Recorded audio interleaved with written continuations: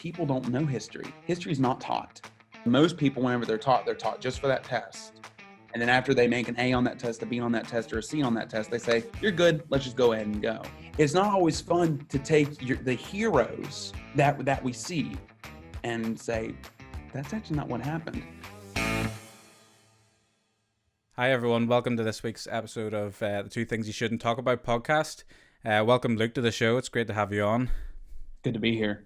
So for anyone that doesn't know you, which is probably most people, tell us a little bit about yourself, what you do, what your passions are, and just what your calling is really. Well, my name is Luke, like you just said, Luke Soucinek. I live in Lake City, Florida, a little small town in North Florida, and you know, my passions really just break down into a couple things. I like to teach people. I'm a teacher. I work at a Covenant Community School stuff. I'm sure we might get into a little bit later. I teach social studies, which include geography, world history, American history, government and economics. And I really just enjoy watching people learn.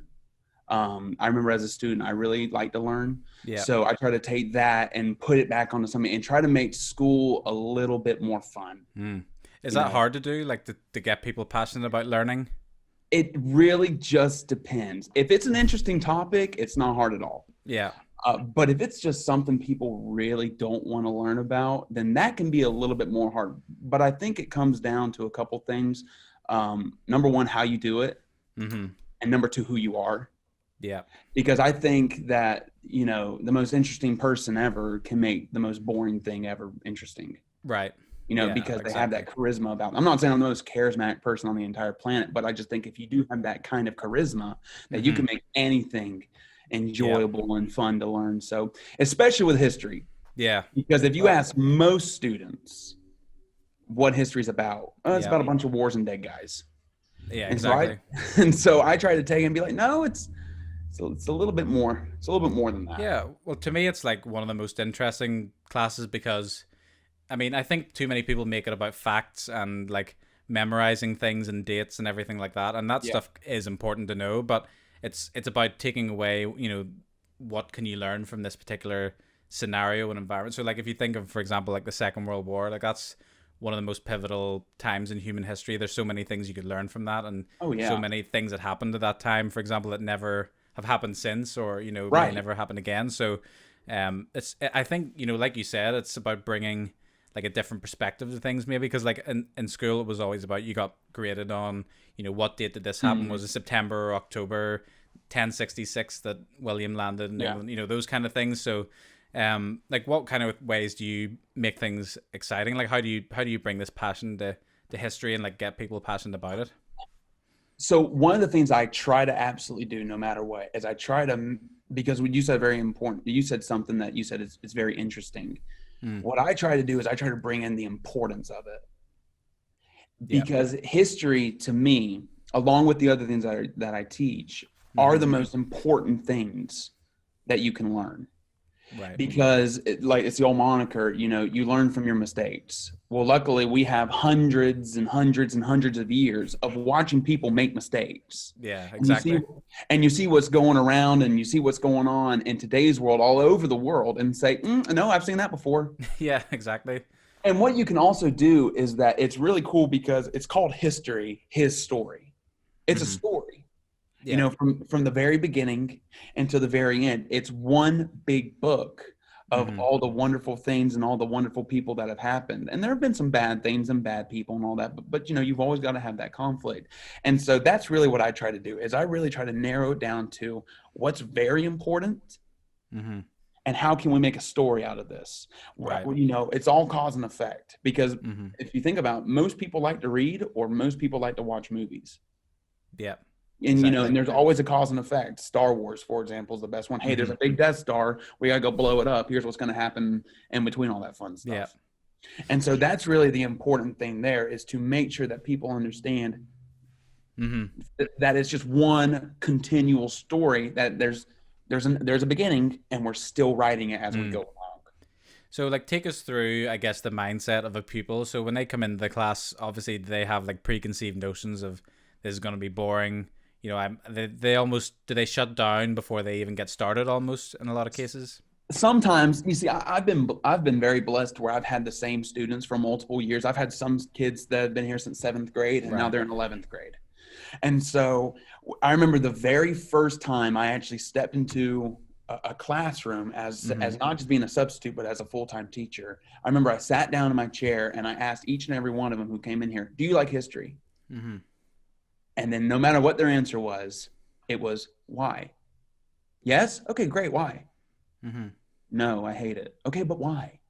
Yeah. And so whenever I heard those answers from these kids, I knew from those answers, I knew what I then had to do. And whenever they come in, they know what they're going to get. Number one, they're going to get real history. Okay. That was the main reason I even became a teacher. Mm. Whenever I was 18 years old, 17, even 16 years old, I remember saying, okay, I'm going to go, I'm going to go be a politician. I'm going to be a businessman. I kept saying all of these things. And whenever I turned 18 years old, I remember I had a really great teacher, and I remember looking at her and I said, "Hey, I think I'm going to go teach history because of the things that you taught me." Wow. And also, what I've noticed is that people don't know history. History is not taught, Right. and Okay. if it is, it's very very cupcakey. Does that make Hmm. sense? Yeah, I was gonna ask, like, you mentioned even about real history. Like, what to you is real history, as opposed to like history that's not real, or kind of fake history or rubbish. What's the, like, what is the core of the subject of history, if you know what I mean? What makes it something worth teaching? So whenever I talk about like preconceived notions of things that have happened throughout history, Mm-hmm. that to me is it would make it not real. So like for example, there's a very famous painting Mm-hmm. of George Washington and his army crossing the Delaware. And Mm-hmm. if you ever, it's a very, very famous painting. Some people may know what I'm talking about, some may not. But basically, in this painting, it's President Washington high on his horse. He's looking over the horizon, standing up Yep. valiantly, and ready to go to the next side. Well, that's not really how it happened. And if you ask the common person, if you look at this Mm-hmm. painting, now it's a painting, obviously. Right. But if you ask that person, say, "Hey, did this really happen?" They'd probably be like, "Yeah, probably." What people don't realize is that that was a daring move. It wasn't as easy as what you thought. He was not standing up valiantly. He was actually Right. probably hunkered way down, freezing cold, and trying to stay out of Yeah. everything. And that to me right there is the important stuff. And it's not Mm-hmm. always fun to learn about. It's not always fun to take the heroes Mm-hmm.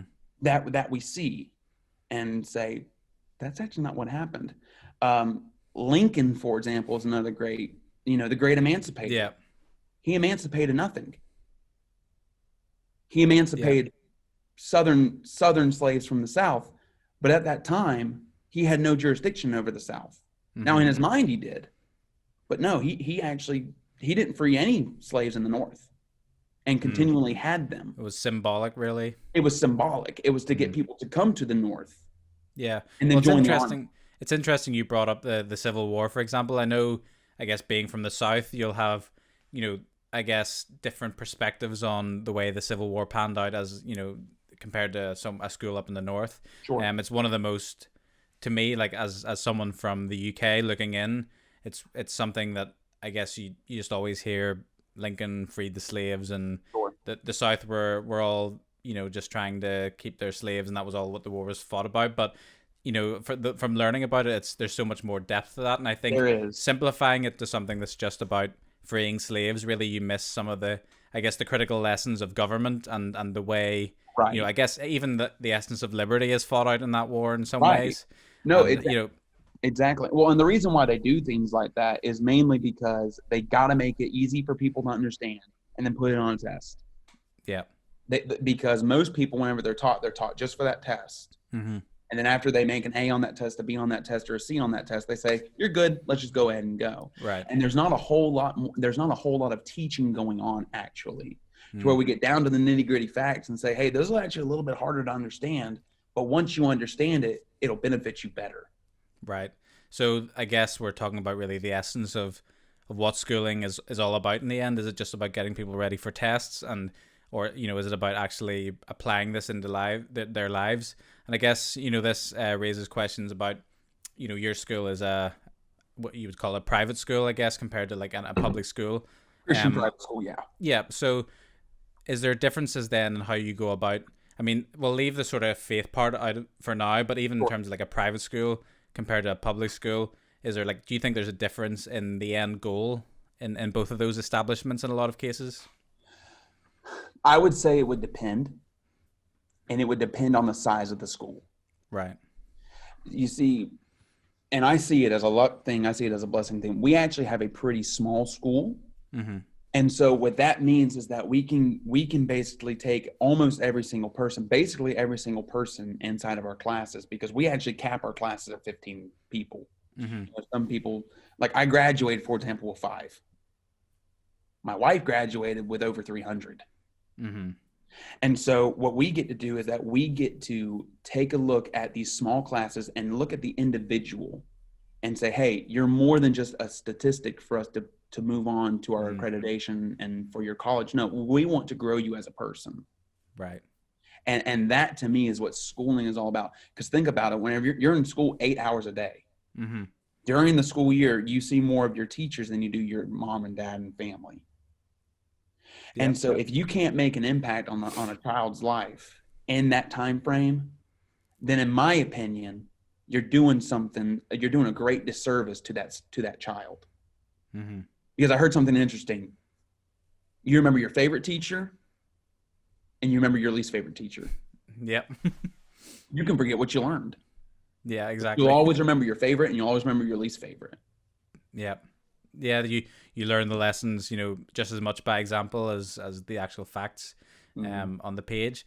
I think it was interesting because one of my teachers told me, this is kind of slightly unrelated, but it's interesting nonetheless, that in terms of like the methods of teaching, generally when you just like pour facts at people and just say, this, then people tend to remember about 5% of that information that you like throw at them. Mm-hmm. But whenever you start to, I guess, get people to learn it in a more applied way, like a more hands-on way, a way that they're involved and can see themselves in the story. You can kick that up to maybe 20-25%. And that to me it was interesting hearing a teacher tell me that, because they were basically admitting, that they knew that the style of teaching that goes on in the school a lot of times wasn't all that good, and it wasn't like designed almost to get people. Well, there's so many different ways to learn now. Yeah. There's so many, and obviously there's the basic visual, auditory, and kinesthetic. Mm-hmm. But even behind that, you might have somebody who thrives off learning by watching YouTube videos. Yeah. You might have someone thrive, no joke, off of playing video games and learning the history through that. I had a kid who played a bunch of Call of Duty, the old original ones, the World War II ones, and he could tell you about everything that there needs to know about World War II. Yeah, because you're playing Call of Duty. You're walking through it. You're living the experience. You're walking through it, and so it's really important to understand that kids learn very differently today than they did 20 years ago. Yeah. Than they did 10 years ago. Mm-hmm. Even the way that I was taught and I learned is different from some of the students that I have. And what you said is very important. You have to make it apply to them. Otherwise, it won't matter. And so what I always try to do, like, for example, in one of my world history classes, we had just gotten, we're actually just finishing up talking about medieval times. And so what I said was, put yourself in that time frame. The entire time, what would you be? What would you do? How do you think you would even think at this point in time? And I remember doing that, and I remember I had a couple students say, like, this is really, really cool. Mm-hmm. And, it really is just taking a step back from your own self and saying, what would it be like if I was living in, the 1000s? What would that be like? And it's really interesting to watch them do that. And do you find with these kind of smaller classes and the personal bonds that you can develop, is there more chance almost to be able to, I guess, to go above and beyond in your method of teaching than would normally occur in a school? Absolutely. Absolutely. Because whenever you're in these smaller settings and you have personal relationships with these kids, to where you know their name, their birthday, what that does is that, and it's not just a strategy. It's not like a sneaky thing. No. Yeah. They trust you. And they know that that they care about you. Does that make sense? I mean, from a student's perspective, if I knew, for example, that my teacher genuinely cared about what I was doing and wasn't just putting grades in the grade book, that right there is going to reach someone more than anything. And that's in a public or private school setting. Yeah. Well, the thing, even from my time, for a very brief period, even working with like kind of church group, like youth groups and things like that, and things for children, you realize very quickly that children, they're almost like lie detectors in some cases. They can sniff out someone that's they selling can. them something, almost immediately. They can just tell when someone's not genuine. They can tell when someone doesn't care, and they respond accordingly. Do you see that in your classes as well? Oh, absolutely. You'll always, you get a new student and you can tell that they're like kind of checking you up and down, because maybe they came from the public school system. And they're like, what's he all about? Yeah. What are all these people all about? And that's a great thing about our school, is that it's not just one person or two people. It's genuinely everybody. And so they'll just kind of check you out and be like, what, is this person for real? What are they doing? Yeah. And then after a while, they start to understand. They say, yeah, this person is genuine in how they're talking, how they're saying. They genuinely actually do care. And that's so important nowadays for people to understand that people care. Yeah. They care about me. And on that theme of caring, I guess, to you, is it important to have teachers that see, like, for you, is it a calling that you're a teacher, or is it important for you to have people that are passionate in schools, or is that something that is it okay to have some teachers that are there just because they enjoy it, they like it, but it's they're not super passionate about it? Or do you think it's like super critical to have people who are like 100% in, and like education is their passion? I would say so.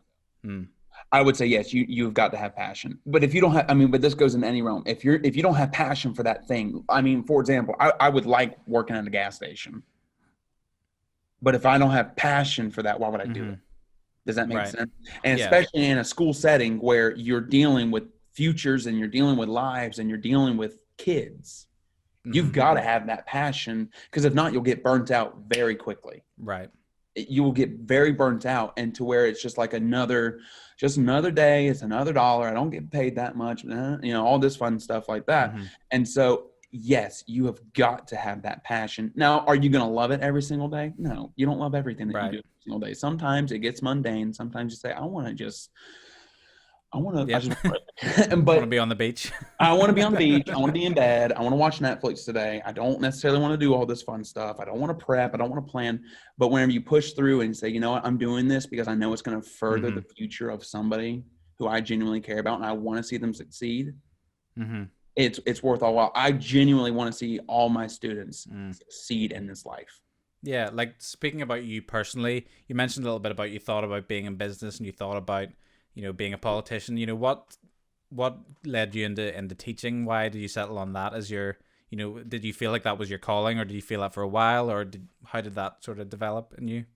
Well, I feel like I've always been somewhat of a teacher by stance. I like showing people how to do things. I like showing people how to break things down. I enjoy people getting that, oh, okay, I figured it out. Thanks for that. I enjoy that. It really started when I was 18, and it was from that. And I was actually in a college class. Right. And I was taking a college class, and I remember we had this professor. He was a PhD. He had been there for years. And I was taking this college class, and he said something. And I had always been passionate about history from the time I was very young. You could ask me just one topic, for example. You could ask me anything about the Titanic at age 8, and I could tell you. I could legitimately tell you about it. It's funny that you brought up the Titanic, because I was just thinking about when I was over at your house, your mom and dad's place, that you were telling us all about the captain of the Titanic and how he was such a good captain. Because I think someone was winding you up and saying about how he was an awful captain. Crashed Edward John Smith. He was a great captain. Any captain that goes down with his ship, that's a great captain. Well, you got to come over here to Belfast and see the Titanic Museum, because I would cry. I think I would genuinely cry. You would love it. But so I'd always have that passion for history. I thought history was cool. And I remember I was taking this class, and it was an American history class, and the teacher was up there talking. I was taking notes, and he said something. And I remember I picked up my pencil, and I was about to write down, I said, And I sat back in my chair.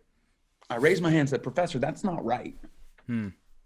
Not to call him out or anything like that. Not saying he was a bad teacher. He was great. But I just remember saying, Professor, that's not right. It actually happened like this. And he said, oh my goodness, you're right. And so I remember taking that college class, and I came to the realization that people are not getting taught history well. Now, that's really what it is. It all comes down to well. Now, the fake history, or not the fake history, but the watered down history, that's one thing. I understand the watering down of history, because whenever you're a elementary school student, you have to sometimes water that stuff down. Right. You have to make it easier for them to understand. I'm not talking about that stuff. I'm talking about genuine looking at history and the importance of it, and just not learning the things that you need to learn. And so I remember that's whenever I also, and I had that teacher who taught me. She was amazing. She was the hardest, meanest teacher up here, and I loved every second of it. I mean, she was amazing. And I just remember going up to her and saying, and it was also because of her and what she instilled in me. And she looked at me one day. She goes, "No, you could do this." And I remember going to her and saying, "Hey, because of what you taught me and because of what you said, I think I'm gonna become a teacher." And that's really the story. So when you say like if she's mean or whatever, like why was she your favorite teacher, or why did that? Because she pushed me. Right. Because she pushed me, because she took all the things that I thought I knew and said, "Nope, that's not right." She said, "No, I'm sorry, you're wrong." And I was like, "Yep." And not being told that I was wrong ever, basically, that was a big kick, and I really, really loved it. I needed it. It's like showing red to a bull, like the red rag, and exactly. She was like, "No, that ain't it." And I was like, "Man, that's crazy." and that's the thing today, is people just don't get told, "No, that's not really right." And I was like, So that to me was very important. Was a very important time in my life, because I was at a point where I didn't know what I was going to do. And so whenever I kind of started figuring out, and I had that passion, and it just kept growing and growing, and as I, furthered education and kept learning as much as I possibly could. And whenever I taught my first class, I genuinely saw my class learn. Like, as a teacher, that is the most amazing thing. Right. Whenever you teach a concept and you're just talking about it and they can explain it. Not on a test. Yeah, but explain it to you. Yeah, just, "Hey, what'd you think about today in history?" "It was great." And then they go talk to another teacher about it, or they go talk to their friends about what they taught. That is easily the best thing for a teacher, because it says, "I reached them." Right. You mentioned a little bit about like people aren't being taught, I guess, the important stuff. Like, what to you is the stuff maybe that people aren't getting taught? Is there anything specifically that you can think of that maybe you think, I wish people just would get taught a little more of this, or this is something that I feel is being left out, or this angle? What's the thing that people need to be learning that maybe you aren't seeing in other places? I think just to give an example, to see, and this is going to be super crazy, not everybody, but economic ramifications. Right. Yeah. I think it's very important for people to understand what was going on in the world economically. So, like, for example, World War I to World War II. Yeah. A lot of people do, but most students don't understand what was like. One of the main things that started World War II was economics. Yeah, of course. Yeah. Germany was flat broke. And they wanted to become not broke, and they wanted to become the mega superpower they were beforehand. And it was economics that geared them into all the terrible things that they did. But it all started with rebuilding the army, getting back the land that they once had, getting all of these other things back on track to make them the superpower that they were. And so, looking more at not just the facts and the days, but all the things that happen in between that. It's like looking at the front of a book and the back of it, but what's actually in the pages. Yeah. And that is really what people need to learn and understand. So in terms of like today's society, what could people learn from knowing more about, I guess, the economy and economic ramifications, like you said? How would that benefit someone today in your mind? Things aren't as bad as what they were. And this has happened before. Right. See, anytime there's something crazy that happens, everybody loses their mind, says it's the end of the world. No, this has happened before. Even with the coronavirus stuff that's been going on, this has happened before. We've had pandemics and we've had all these things, but they've happened before. Once someone understands that this has happened before and it'll probably happen again, it makes life a lot easier to get to, it makes it a lot easier to happen. Yeah, well, it kind of grounds you with a sense of perspective, I guess is the word here. You can see, this, obviously, if you've seen this story before, like you said at the start, people, you've seen this show before, that it gives you a perspective on, you're going to make it to the other side. We're going to be okay. Yeah. I mean, we're going to be okay. Your century is no greater than the other century. It happened all the way back in Bible times. Right. It'll happen again in the 2000s. Yeah. This story is an over-repeating cycle, and that's why it's very important, like I was going back, the importance of understanding that history always has and always will repeat itself. We can't stop history from repeating itself, but we can stop how we react to history repeating itself. We can control that. And do you think there's some people that are in some ways trying to like twist history to suit agendas or anything like that? Do you see, like, I guess I see it more maybe in the public school system, that people are actually starting to promote like a view of history that maybe, I guess it kind of leaves out all the context. I even saw today, about a school that's renaming the school because it's named after Abraham Lincoln. Yeah, exactly. Yeah, I saw that. It's like the height of irony, really, because it really is the height of irony. I mean, again, was he the great emancipator that we thought he was? No, but did he do a lot for civil rights? Yes. You cannot take that away from that. It's so silly to me. Yep, it's funny because they're on the same page now as the people that are like, the super separatist kind of Southern guys that are all like, yeah, Abraham Lincoln didn't do anything for, and now they're on the same page as them. They're trying to like, they've come full circle. Done like this whole world is ironic. So to answer your question, I think what happens, and I wouldn't necessarily say that it'd be fake history. At least I can't speak on that because I'm not sure, to be completely honest with you. Is it happening? I'm sure it's happening. But I think one problem that we've been having is that they make history boring. So, for example, I was teaching a class, and in a passing comment, I was relating something. I was trying to find the bridge, and I took one person, and I took one event, and I was relaying it back to Nazi Germany.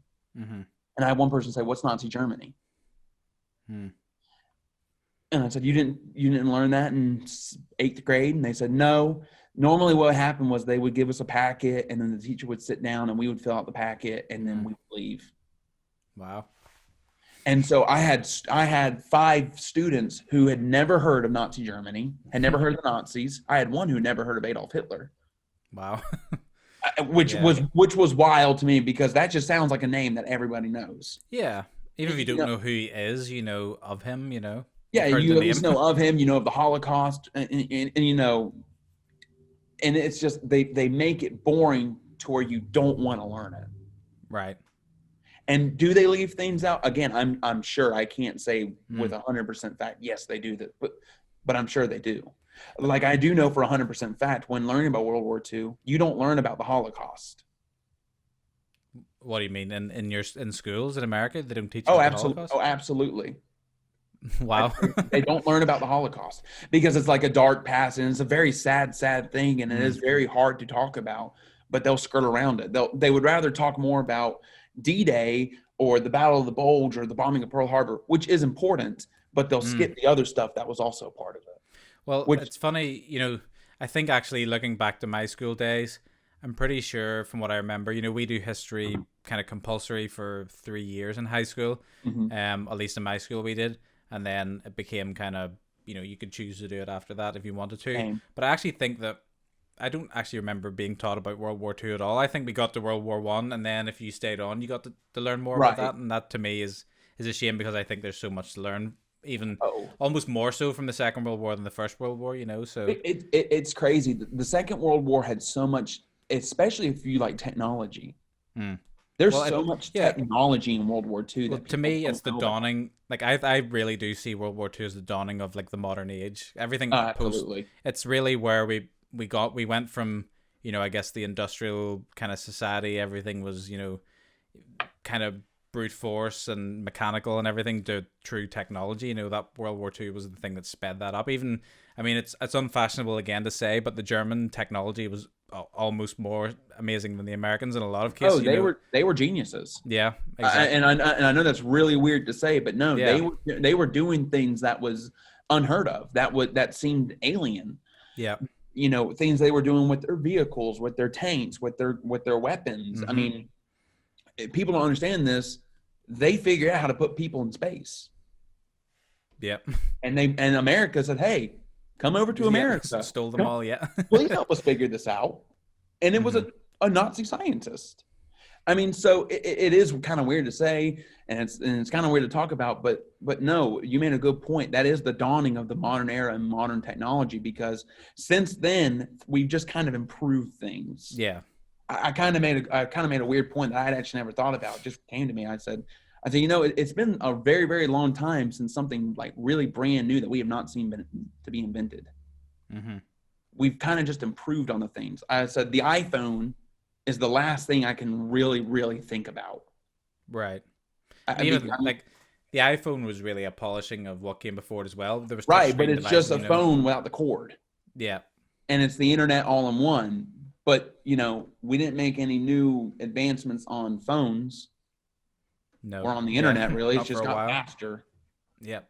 We've just improved and improved and improved on things. Exactly. Yeah, no, it's interesting, actually thinking about it myself, I suppose. We were kind of in the same boat. I don't know if I think we learned about it maybe possibly in a different subject, but I'm not sure we actually learned about it in history, which is interesting now that I think about that. So let's talk a little bit just about, I guess, your school's a Christian private school. Yes. A lot of people have a lot of opinions on things like school prayer and, I guess in a secular way, like saying the Pledge of Allegiance, all those kind of things, that are in the school system. I guess for you, number one, is it important to have faith as part of the schooling process?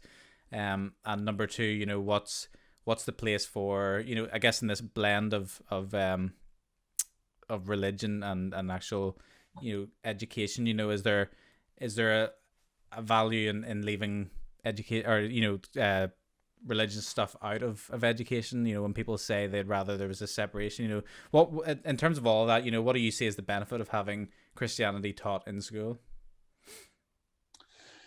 So for me, I see it as a benefit, because what happens is that you take the truths and you can all revert it back to biblical principles and biblical truths. And that is the only truth that we need. And that's the only truth that really genuinely matters. Because we can take facts and opinions, and we can take dates and years and all these fun things, but if it doesn't, and opinions mainly, but if it doesn't line up back with what is the word, then none of it really matters. Now, you made an interesting point as, what should we do with the whole idea of school and religion getting involved? Now, I am a very strict constitutionalist. I do believe everything that's inside the Constitution is especially the Bill of Rights and the 27 Amendments. Those are very important. And I do believe that there should be a freedom of religion. But that should be a freedom of whatever religion that it is. Does that make sense? So, for example, inside of this Christian private school, we are a Christian private non-denominational school. We're not Catholic.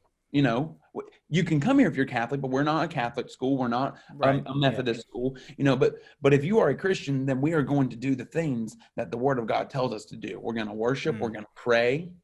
We're going to walk in, we're going to teach you all the things that are based in biblical truth. We don't teach evolution. Okay. Right. We don't teach Big Bang Theory and other things like that, because that obviously to a Christian, that's not biblical truth. You know what I'm saying? Yeah. God created Adam and Eve. And now, whenever it comes to public school sectors, even though I don't agree with it, I do understand why they do it. I do understand why they do separate church and school. I'll say church for religion and school, because you don't know where most people are coming from. Right. You don't know what they believe. It could be, you could have a Christian, you could have a Hindu, you could have a Muslim, you could have an atheist, you can have all these fun stuff. So it makes sense for you to separate them.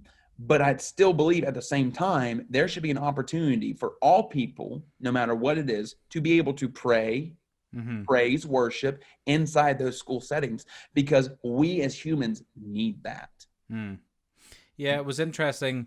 For anyone that doesn't know, my wife Heather also worked at the same school as Luke does, and it was interesting to me getting to know her and her telling me about the school. Like, it was such a foreign concept to me to think of a school that was a Christian school, because that's not something. I mean, I guess in Northern Ireland there's some kind of Catholic schools and a couple of private schools, but the vast majority of people go to like a public school, just a government, like a state school, where religion is. There's some kind of a in like our assembly at the start of school days.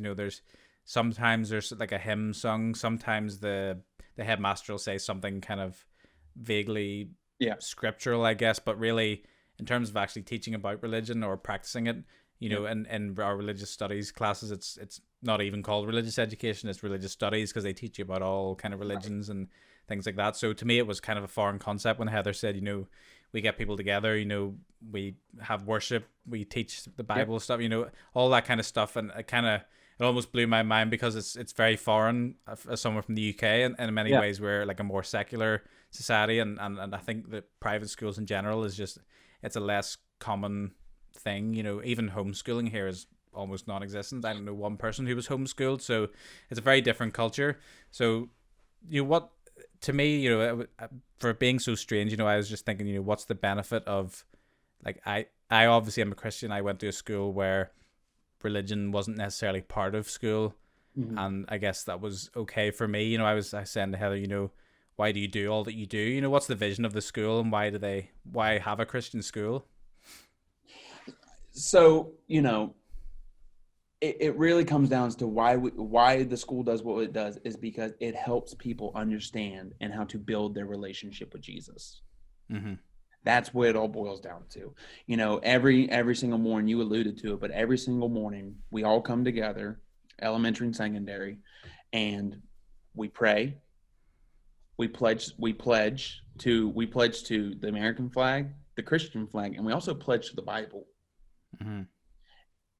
We also have, every morning we have a worship song played by our school's band. We actually have a student-led worship team, and then we also have a short devotion. And all this is really just to start off the day, because again, we as people need that. We've got to get close to God, because it's like the old adage: if you feel far away from God, He didn't move, you did. And so it just starts your day with saying, Jesus, I'm here.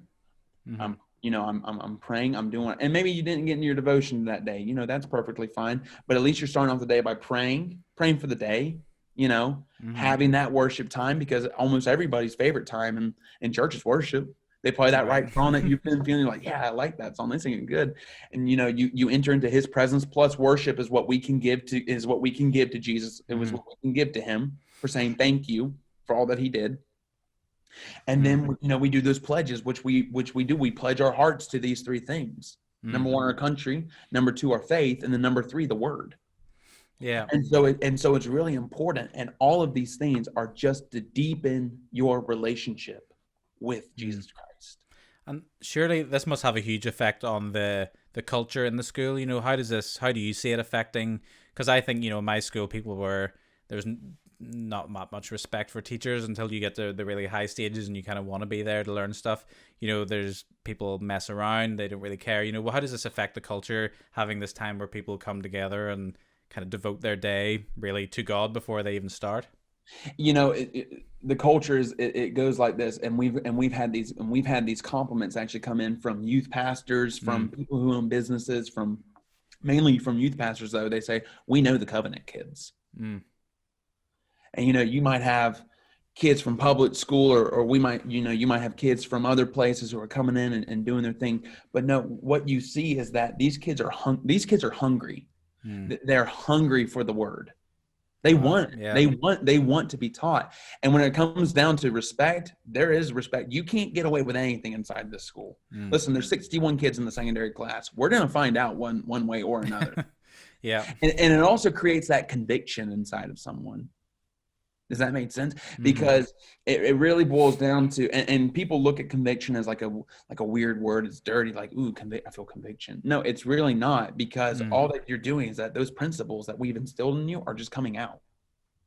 The principles that are inside Proverbs, the principles that are inside, the Gospels that Jesus taught, and later that Paul expanded upon, all of those things are inside of you. Yeah. And all we're doing is pulling it out.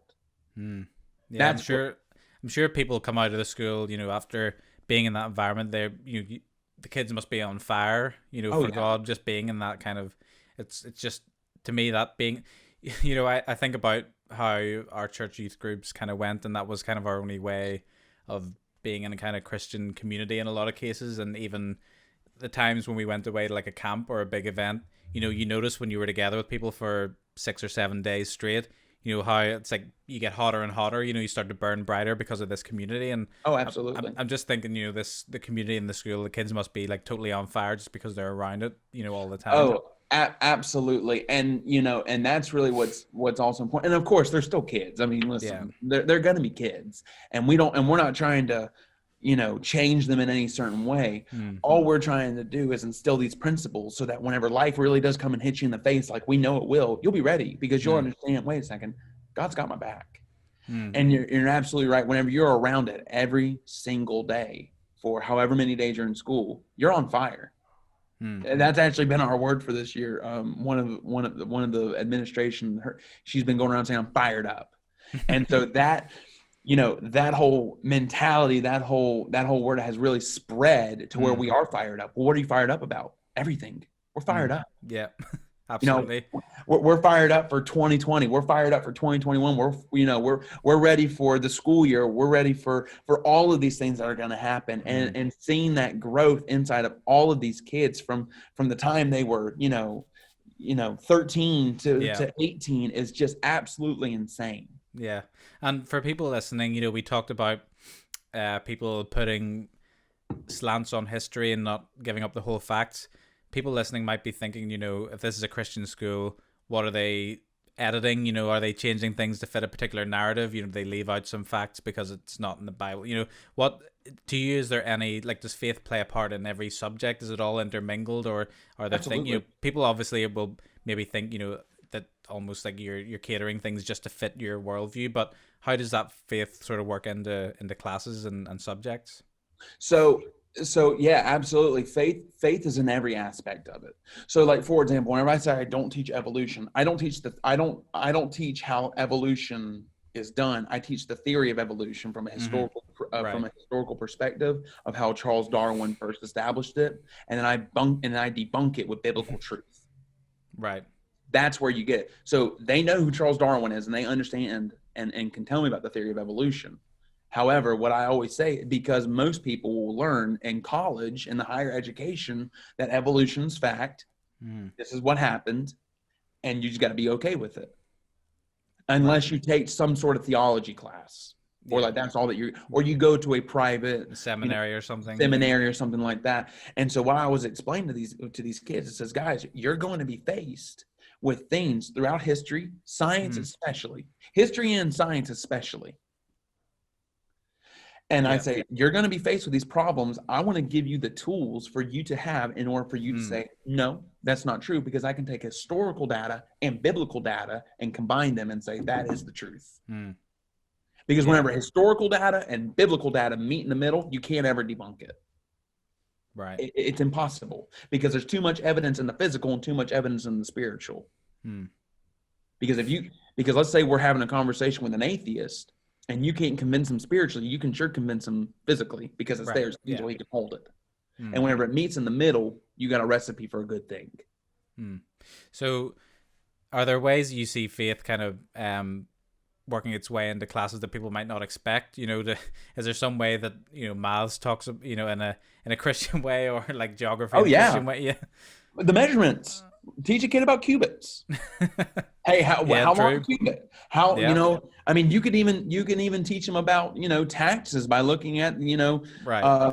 the tax collector stories inside of all these things. You can teach them so much about math, literature, history, science, all the great thing,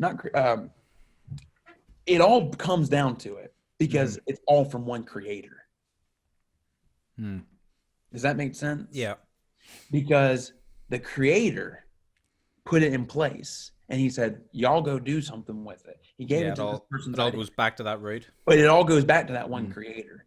And so you can find math everywhere. You can find, in the Bible, you can relate the Bible to every single situation. Right. Because it's made for every single situation, Old and New Testament. Yeah. That's super interesting. One of the questions I have personally was, this is going to be a tough one, I guess, for you to answer yourself. It's a difficult question, but I think back, my time in school, I think it was a good environment. I think it was actually a great environment, but it wasn't what you would call it wasn't like a wholesome environment all the time, or an environment, people are exposed to a lot of stuff, I guess, in a public school. Friends taking drugs and things like that, smoking and lunch breaks. Part of me thinks that being exposed to those things in some way was almost a good thing, if you know what I mean. And that, I don't know if you have the phrase streetwise in America, street smart. I wasn't sure if that was a UK thing, but that you get a little bit of a toughening up from being exposed to things that aren't totally wholesome. Do you think having a school that's like pretty, I know you can never get rid of everything bad from any group of people, but do you think like almost sheltering people from these harsh realities then sets them up badly for life? Or do you think that a school's job is to protect people in their, care? Yeah. So I think for one of the most important things is that we try to protect the moral innocence of each individual. Now, between the hours of 8 o'clock and 3:30, yes, we're going to do that all day long, but we don't know where these students go. Right. And so you might have a student who never sees it. You might have a student who sees it every single day. And can it benefit someone? Absolutely, it can. I mean, because I grew up, and not from my family, but being around certain people, it wasn't always the best crowd. And I learned from that. I said, hey, let's not do that. Let's do this instead.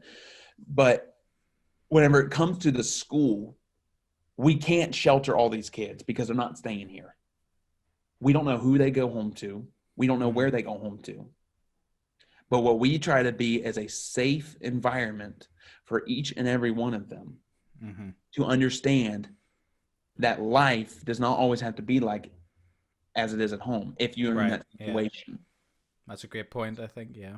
Because life will come at you whether it wants to or not. I was a pretty sheltered kid whenever I was growing up, but I still saw people do really crazy stuff. And, my parents were great parents, still are great parents, but they can't hide you from everything because once you're out on your own and you're trying to figure out life by yourself, you can't always call mom and dad to come back and help you. You have to figure these things out. So whenever those things do happen, it's not sheltering, but again, giving them the tools that they need for whenever life does come, because it will. And if you're in this good situation, you are sheltered. Right. Wait until you're not. Yeah. Wait until you're not. And the principles that we're giving these kids are going to help them in the long run. Yeah. No, I think you've explained it really well there, because that was something, I was thinking about, going into this, what would it be like for me to have been in a Christian school all the time? And then I think, would I have been exposed to some of the things, or would I be able to handle some of the things? But I know I wouldn't be able to. I know my personality. I know if I was in any other situation, because I like to get along with people. Yeah. I'm a very friendly person, and I probably, unless someone really yanked me back and said, what are you doing in your life? You think you would have gone along with the crowd a little bit? I know I would have. Because I did in high school. Even for the short 3 months that I played with our high school golf team. Yeah, absolutely. I think that's important what you said about different personalities, because for me, I guess, I'm like you in that I definitely want to please people, and there were very few people that I didn't get along with, or even everyone that I knew, I found a way to get along with in the end. But at the same time, one of the tough things, and one of the things that I worry about, for my kids going forward, when the time comes, is for me, I found it okay. Like I found it quite easy, not always easy, but it wasn't a huge challenge for me to say no to people. If they said, "You want to come to mine for this kind of a party? We're gonna get drunk, whatever." I didn't find it all that hard to say no. But I'm aware that that's not that common these days. It's hard for Right. kids to say no, and that for me is how do you then equip children going forward. It came somewhat. I think it's definitely from my parents. Obviously, credit has to go to them. But Right. for me, I just had a personality where I was okay. I was comfortable being in that sort of few seconds of almost discomfort where people kind of look at you funny, but then they leave you alone, and they actually respect you more for it in the end. Oh, And that's sure. that's what I found. But I worry about when my kids come along. How do you teach them to also that it's okay to say no? Yeah. I've been married for 2 years, and I don't have kids, but I was kind of having a conversation with my wife, Robin.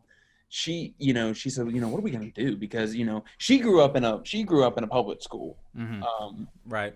And if she was here, she would tell you all about this public school. I can't even begin to describe it. I didn't live it. It was about as crazy as what you can think it was. I mean, it was wild. Yeah. just from some of the things that she said. I mean, there were drugs, alcohol, people dying every month, wow. Whether it be from, murder or suicide or something. And then people were like, man, that's crazy. And they would just go along with their days, all these things. And I remember asking her, I was like, well, baby, how did you do it? And she says, I had my Bible. And she goes, number one, I had very strong, and she still does. I had very strong spiritual mentors.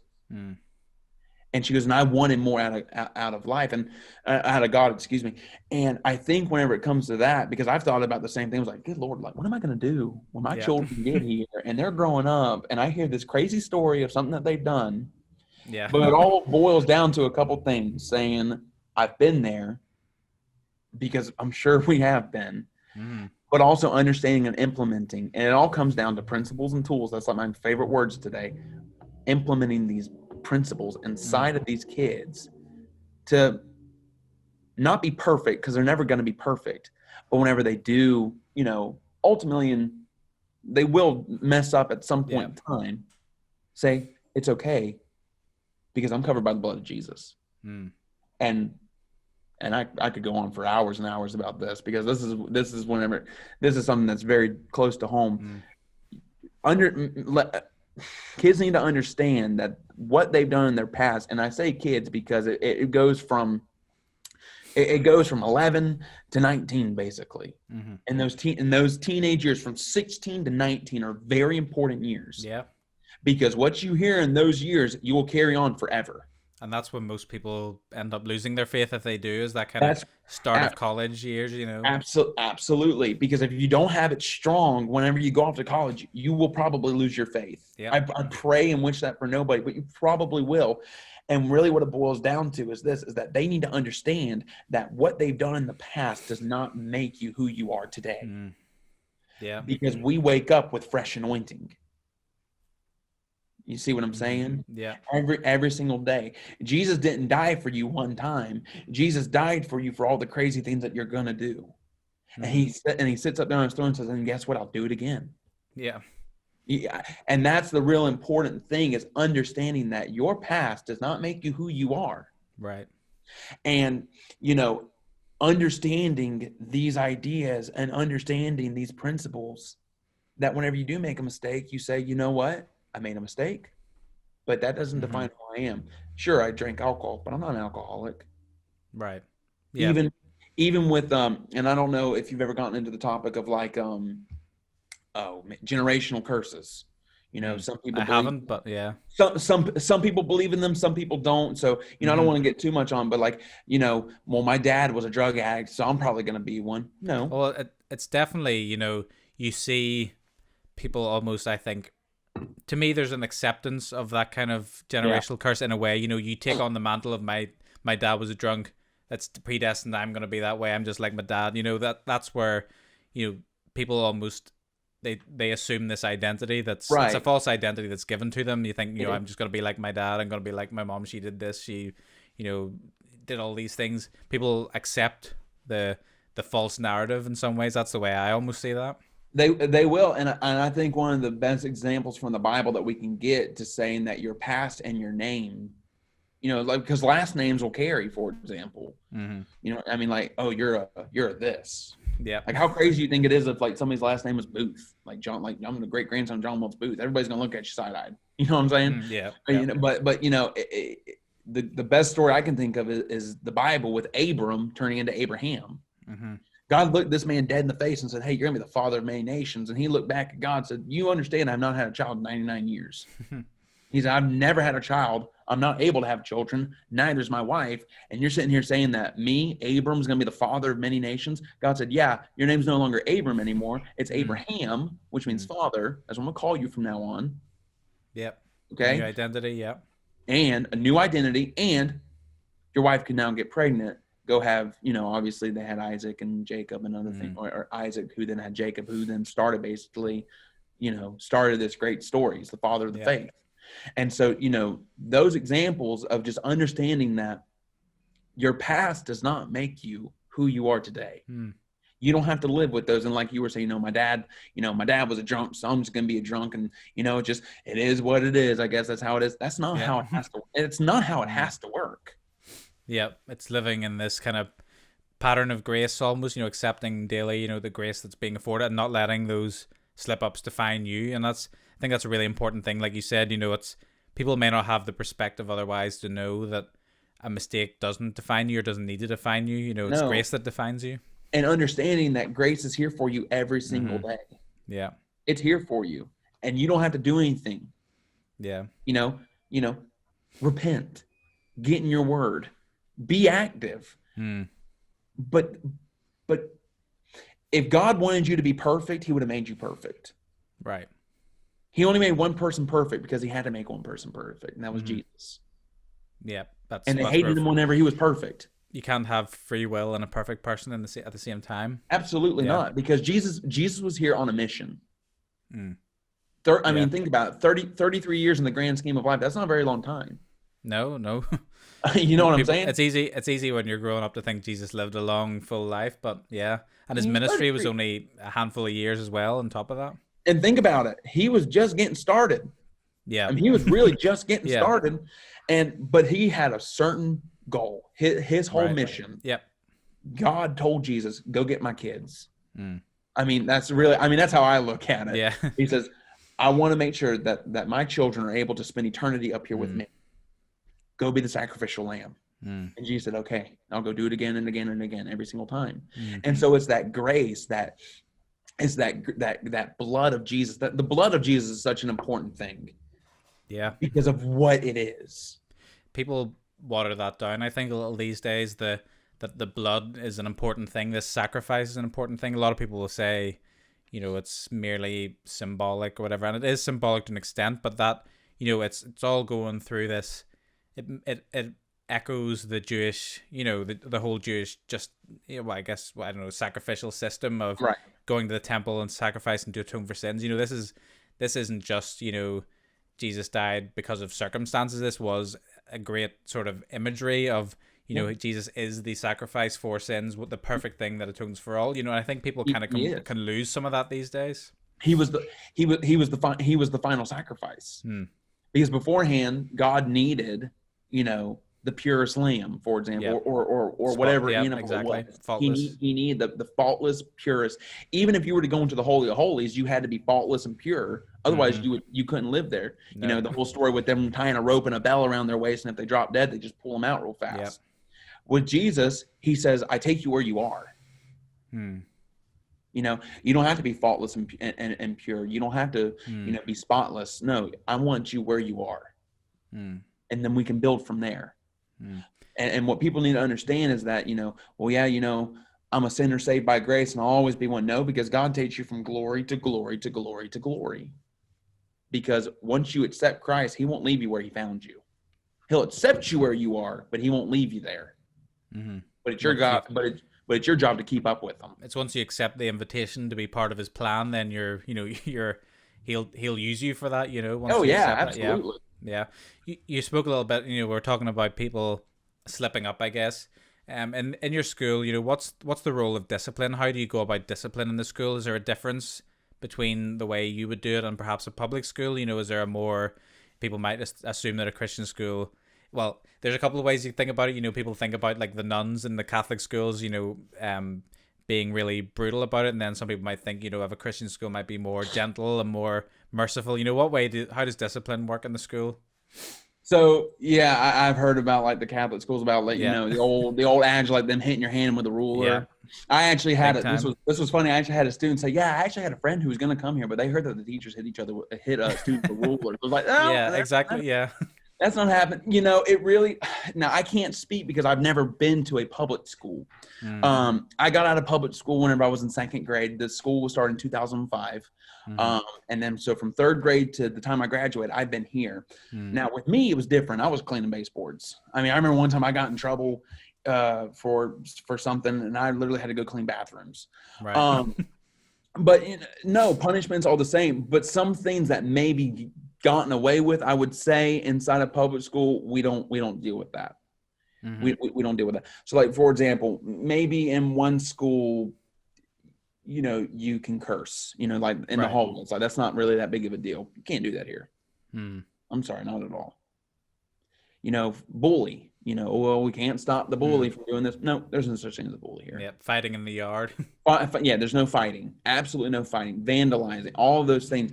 And some things are lighter than some things. Are heavier than others. Yeah, like if you, for example, get into a fight, you're suspended. Maybe you're expelled. You're gone because we're not gonna tolerate that. So I think in some instances it is harsh. But also in other instances, it is quite soft because, we have to understand is that they're kids and we have to teach them, because if you just punish somebody, but not explain to them why you punish them, they'll never understand it. You know what I'm saying? Like, you could be a student and I could get onto you for something, but you have no idea what it is. Well, you're never going to learn why I punished you. And you have no idea that you even did anything wrong. But if I explain to you, Josh, the reason why I punish you is because you cannot speak out of turn inside my class. Oh, I was just trying to help this one student. I understand you were trying to help them, and there'll be time for that. But while I'm up at the front, there's no need for you to do that. That's a little bit different because it gets in their mind, okay, so there'll be time for me to help this kid out, or, maybe I already understand this concept, but, maybe George besides me doesn't understand this concept and he needs the teacher to explain it. So in some instances, yeah, there is harsh punishment. I mean, because there needs to be, but in other instances it is light, but it's effective. Yeah. I guess what I'm getting at is that, with these kind of personal relationships that you say you build in this opportunity to smaller classes, you get to know them better.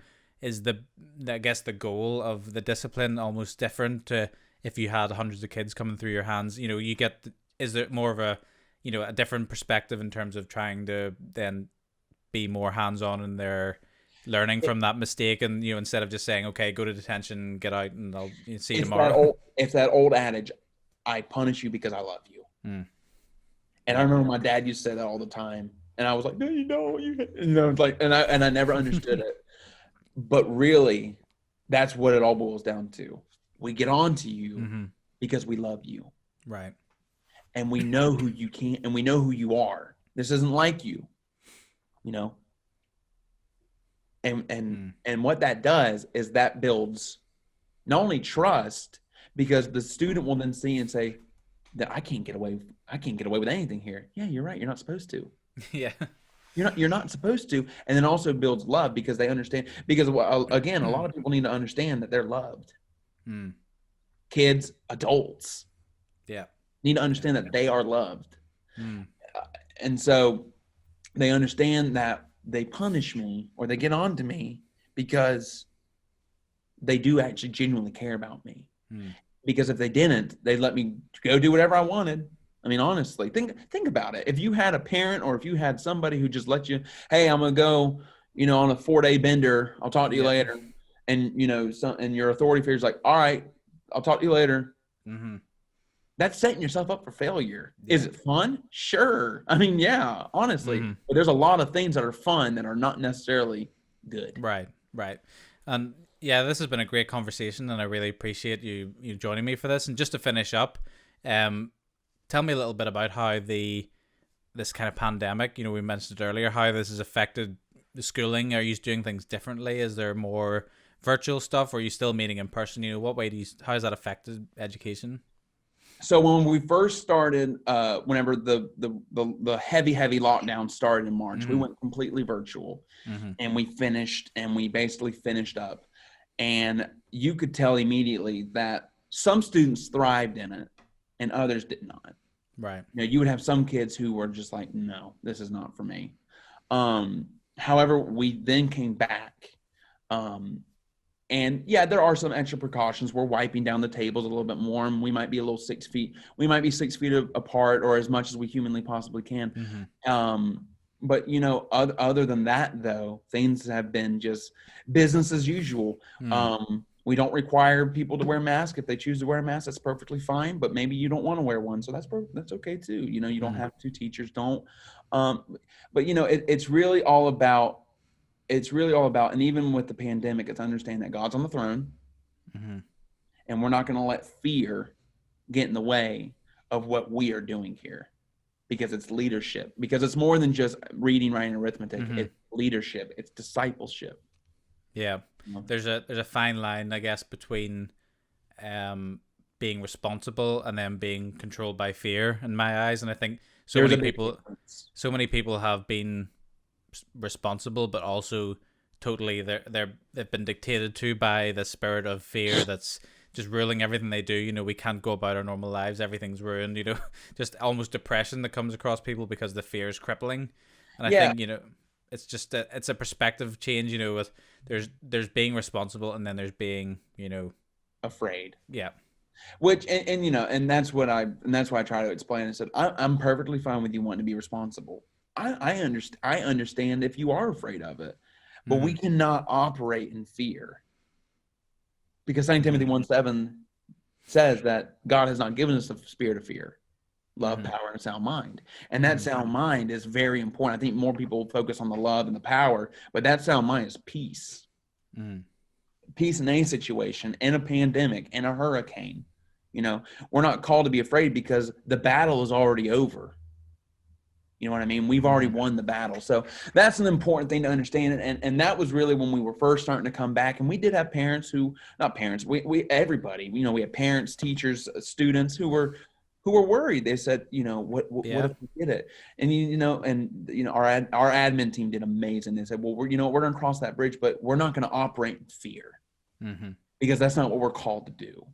Yeah. And it's, I've heard so many people say, at first, people were genuinely scared because we didn't have the information. We didn't know how dangerous a pandemic this was. It could be way more dangerous than we thought, or it could be way less dangerous than we thought.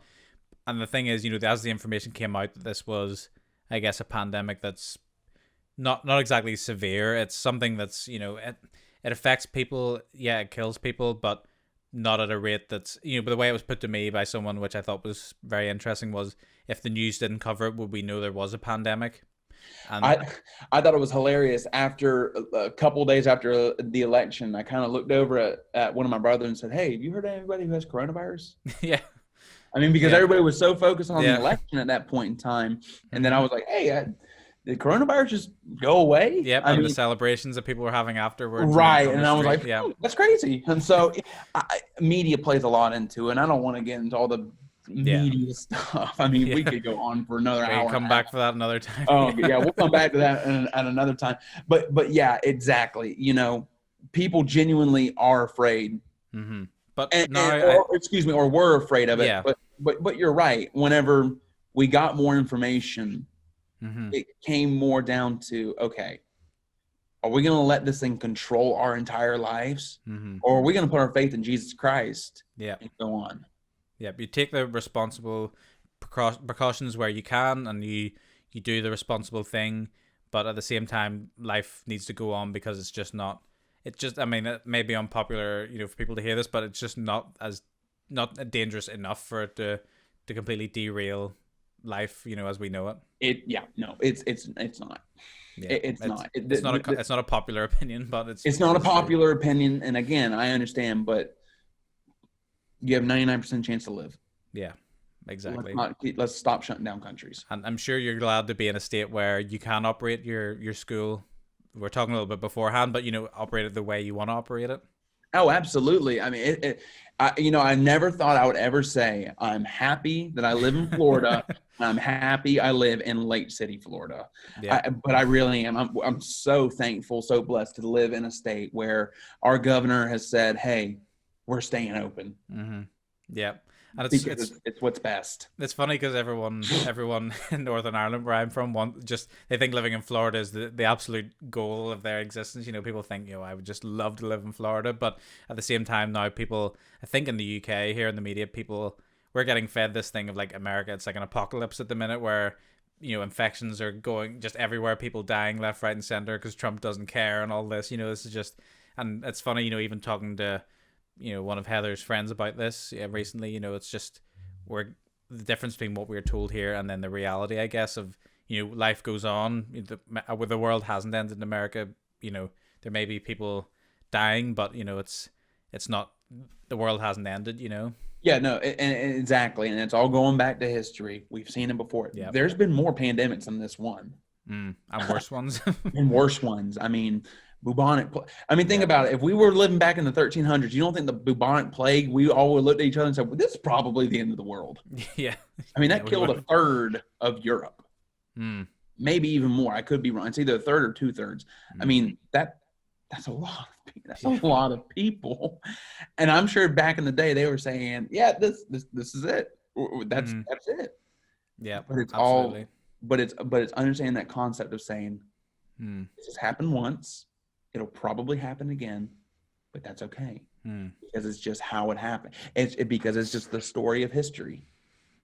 So, what can people that are watching this? How can they pray for you and pray for our educators and people in America that are in the school system? How can people be praying for you guys? I would say for educators, I would say pray for the strength to keep going, whether some are virtual or not. But definitely pray for strength. And also on top of that, pray for students. I think that's a very important thing, is to pray for the students who come in here who we don't know exactly what their home life is, and other things like that. And also just praying for passion, for people to get that passion back and that fire back, and to keep that fire burning and everything like that. So those things for sure, I would say, are definitely things that teachers and students need to hear and be prayed for. Awesome. Well, thanks so much for your time, and I really appreciate you joining us for this episode. I think it was really interesting just to hear from your perspectives and from your experience. To all our listeners who are watching, I hope you enjoyed this episode, and make sure you comment below. If you have any questions, I'm sure Luke will look through the comment section once this is uploaded. But be sure to engage on YouTube in the comments, and make sure you give us a subscribe if you like this video. But thanks so much again, Luke. Really appreciate it, and hopefully we can do another one sometime. I'm looking forward to that. Absolutely, anytime. It's been a lot of fun. Yeah, I absolutely. can't wait for the next one. Well, thanks so much for watching, everyone. We'll see you next time on the 2 things you shouldn't talk about. Thanks so much.